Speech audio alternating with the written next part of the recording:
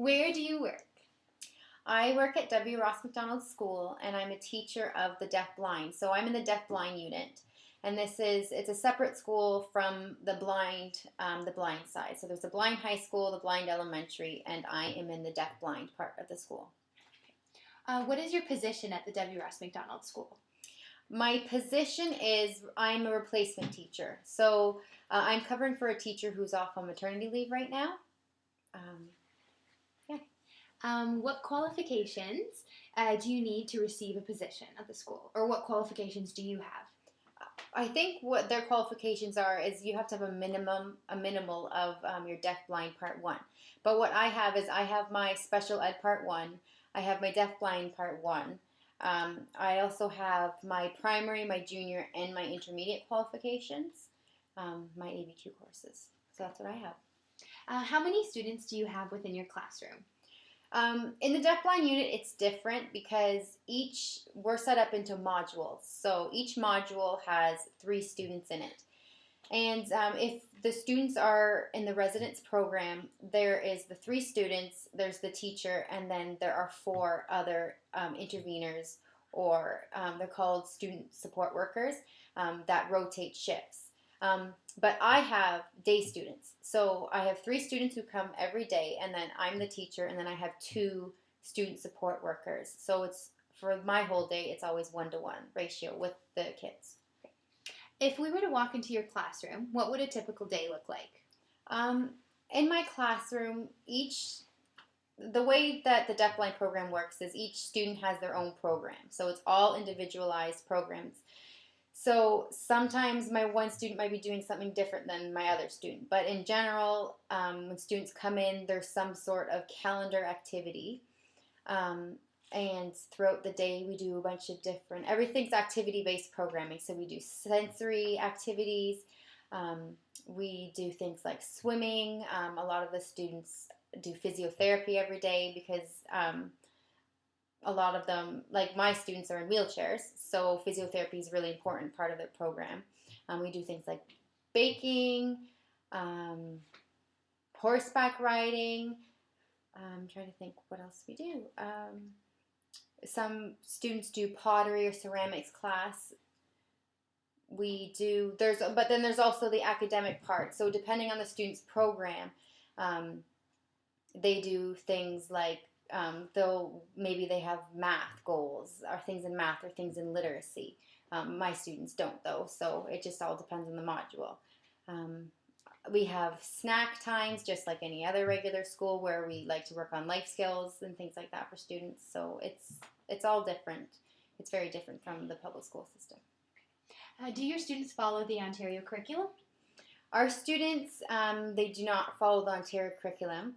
What they have is, with each student, we have an individual education plan, so an IEP. So with each student's IEP, that is their curriculum for the year. So how it works in deaf-blind is we go through the 8 developmental areas of our students.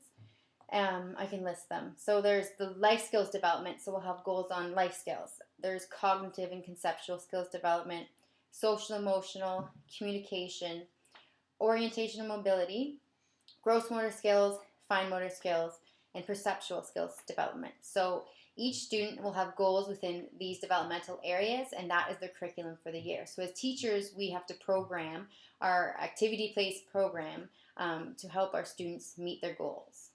Do you use provincial report cards? Our report cards, it is a provincial report card, but it's an alternative provincial report card, and it directly relates to the goals that have been set in our students' IEP. We have the same number that the regular school board has. So we had one at the beginning of the year. We'll have one at the end. And then the one that's really different for us in the middle of the year, we just finished writing our picture report cards for our students. So this is a nice report card for parents because we actually take pictures of the students working at achieving the goals that are in their IEPs. So it's different. How would you say your classroom is set up differently to accommodate for your exceptional students as opposed to a regular classroom? Well, 2 of my students are in wheelchairs, so my classroom is wheelchair accessible. Another thing about this setup is Our program's all about activity-based programming. So our setup is almost, if you think of like a kindergarten classroom almost. So we have lots of activity centers. We have, each student does have their own desk, well, not in all cases, but in the majority of cases, each student has their own desk. Each student has their own calendar system. So that's something that's different in our school. Sometimes their calendar system are concrete cues that the students take with them before each activity. So if it was lunchtime, a concrete cue would be a spoon for maybe a student, and that's their anticipation guide to let them know that's what they're doing. So that's their calendar. Other students actually have like calendars that we go through that are posted on the wall or on their desk. Other students have picture calendars. So these are different books that outline the events of the day that have an actual photograph of the student in the picture. So that's kind of a little different, that each student has their own calendar system.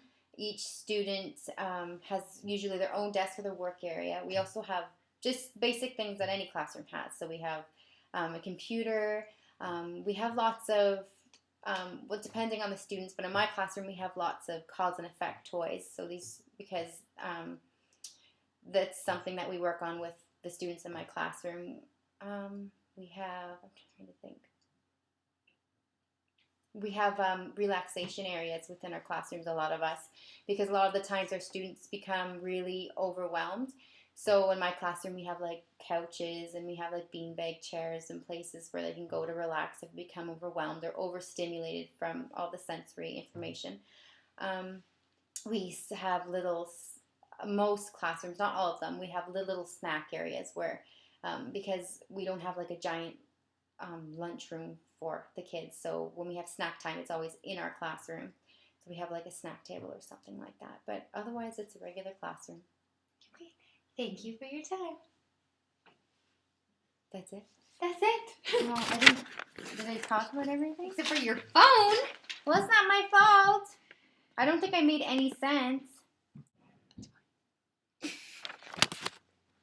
How do you communicate with your students who are deafblind?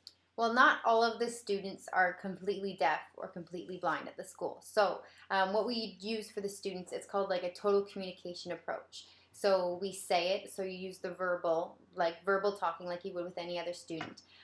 We use sign language. Sometimes if a student has less vision, we'll use hand over hand signing. We use gestures. We'll use like cues. So for students who have a lot of vision loss, if we're cueing them that it's time to do something, we'll do it hand in hand. So we'll like almost like physically manipulate their hands. So we'll form the signs like, okay, it's time to stand up, and we're going to go to exercise. So we do as much as we can to communicate with our students so that they understand what's going on. Can you sign a message to our Nipissing class of teachers? This is hello. And this is finished. That's what this interview is. It's finished. That's so mean! What are some common signs that you use for your kids? Well, with my kids, there's some basic signs we use. Some other kids are more advanced, so they use more signs in their language, but my kids are pretty basic. So we use signs like this is more, this is finished, or sometimes this is finished. We use basic cues like it's, stand up, school, or it's time to go to school, or it's time to go home, like at the end of the day. So we have a lot, wait, this is wait. So there are some pretty basic signs that we always try to use with the students. Even if they don't sign back to us, we always try and use a total communication approach, because in a lot of the cases with students, their receptive language, so what they receive and understand, is greater than their expressive. So they're not able to express themselves, but that doesn't mean that we shouldn't communicate with them as much as we can to let them know what's going on.